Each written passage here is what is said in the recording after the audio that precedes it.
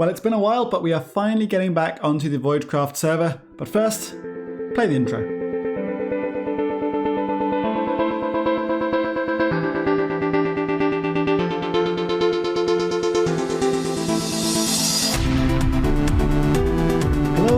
Hello everyone, my name is Matt and welcome back to the VoidCraft server. And don't you just love to see Kevin grow? I remember when he was only up to my knee.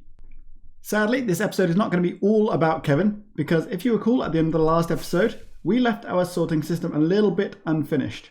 See all of these chests in here, behind them I pretty much have all of the hoppers running into them sorted out. However, I do not have the actual sorting aspect of this. These hoppers are all empty. There is none of the redstone that is involved in actually sorting items, so I need to get all of that sorted. Before I can put in any of that redstone, however, I do need to clear out a bit more space just behind here for the redstone to actually go in, which means I've just spent more time than I honestly would have liked to fixing up the giant spoon and the useless umbrella. And yes, I did just include this clip because I wanted to say useless spoon and giant umbrella. So for those of you not in the know about how sorting systems work, it all essentially hinges on this little redstone torch right here, which is currently stopping that dropper from sucking the items out of the top one. Now if we come up here and take a look, you can see that in this dropper I have these 44 blocks of dirt which I've named filler, basically just to stop confusion with any other dirt, and the block which is being sorted, which in this case is an iron ingot. We have the comparator, which is taking a signal strength of 2 with that number of items out, but as soon as one more item comes in, you see it goes out but then stops.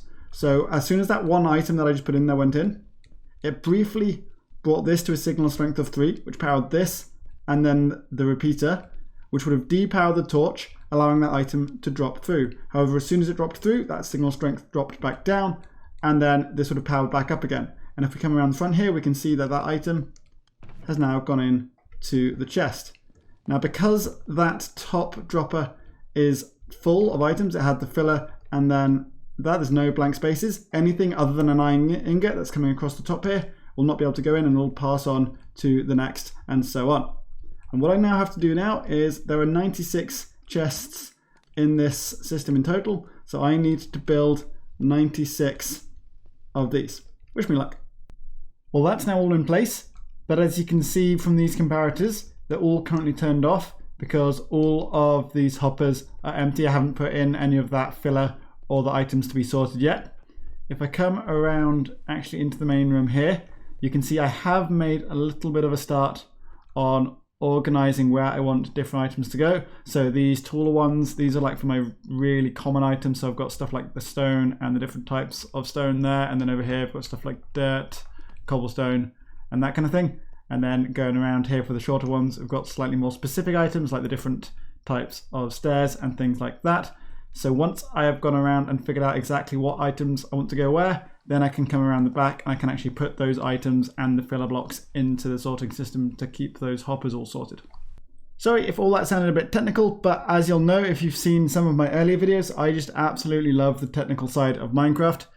Now as you can see, I have pretty much finished off planning out how I want all of these items to go. There's just a couple more over here I still need to do.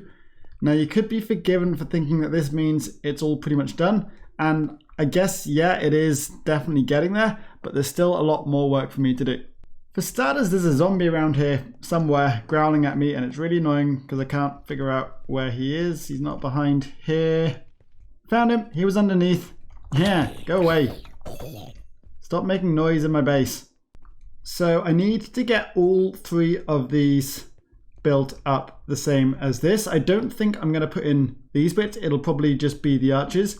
But yeah, that's probably the first thing I need to do. And then once I've done that, I can come around behind. And like I showed you earlier with all of these, I can get these filled up with their filler items and their sorter items. And then I'll also need to figure out a way of, as the items are coming around here, running them up and over the arches so they're not running through the middle of the arch. I'm pretty sure I know how I'm going to do that, but that is all still a fair amount of work for me to actually get that done.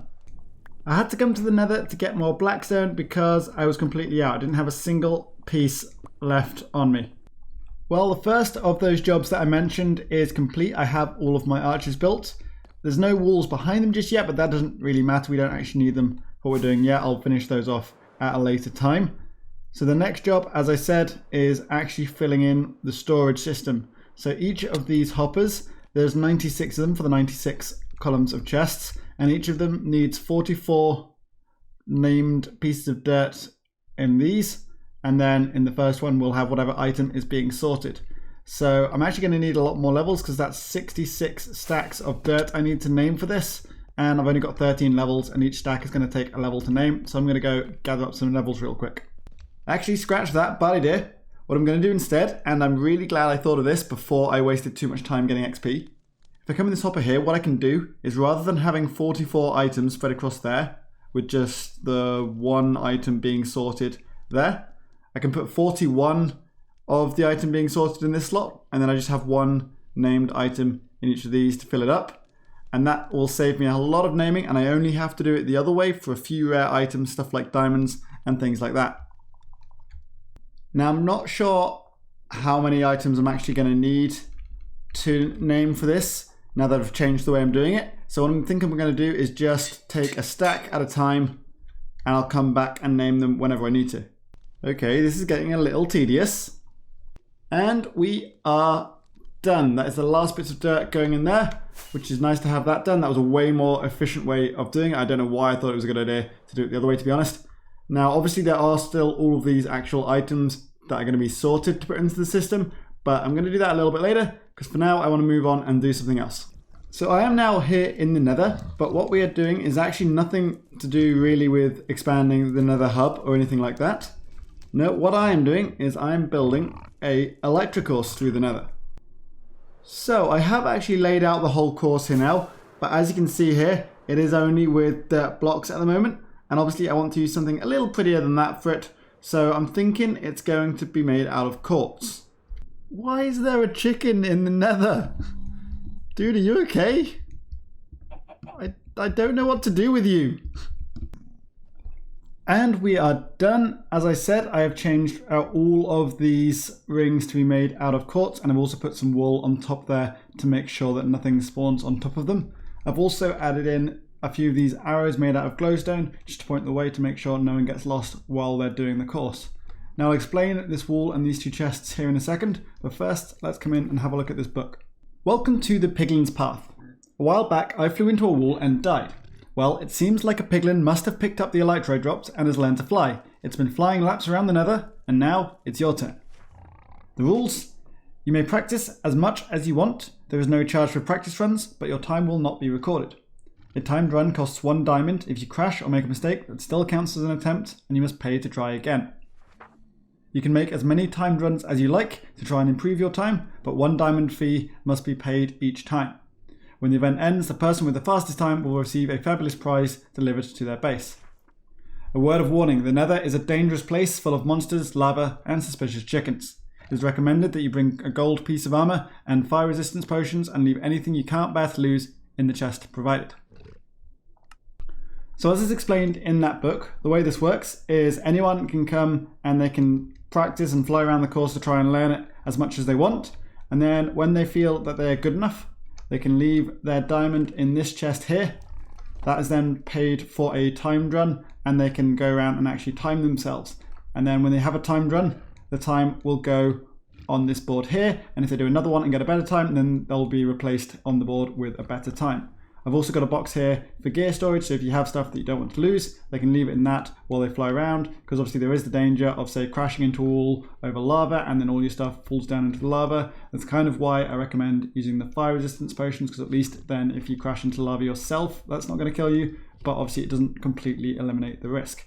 So what I'm going to do now is we'll jump off here and we'll actually go and take a little bit of a look around this course. So the way this works is we start by diving off of here, then through that first ring we spin around and swoop back under the hub. Then we come up through there and along towards this way. We come down under there and then up through this ring here. Ow. Now this is one of the hardest bits. We're going to come through this tunnel here and then up. Yes, okay, I did that actually pretty well. Then we're going through these 2 loops over here. And now the hardest bit to finish off here, we've got to dive down through this hole in the lava. swoop through there all without landing, and then come back up, and we finish landing back in the Nether hub. Assuming you pull all of that off and end up with the fastest time on the board here, the prize you're going to win is in this lovely yellow shulker box over here. Now this isn't actually going to be left here, I'm going to just hang on to this, and then when everyone has their final times on here, I will drop this off at the base of whoever is the winner. If we take a look inside it, you can see we've got a good amount of emeralds here. We have a stack of rockets. Obviously then, the really nice stuff, we have some ancient debris and some gold which can be used to make netherite ingots. And as the cherry on top, we have this cool stick I found. Hello, Editing Matt here. For those of you who stuck around this long, I wanted to make a quick announcement before we finish.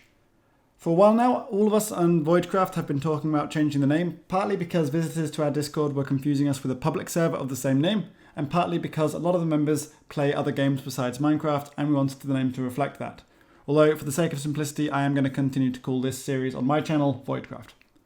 So now, let me unveil Beyond Dusk Gaming. Come join the Discord and check out the other members in the description below.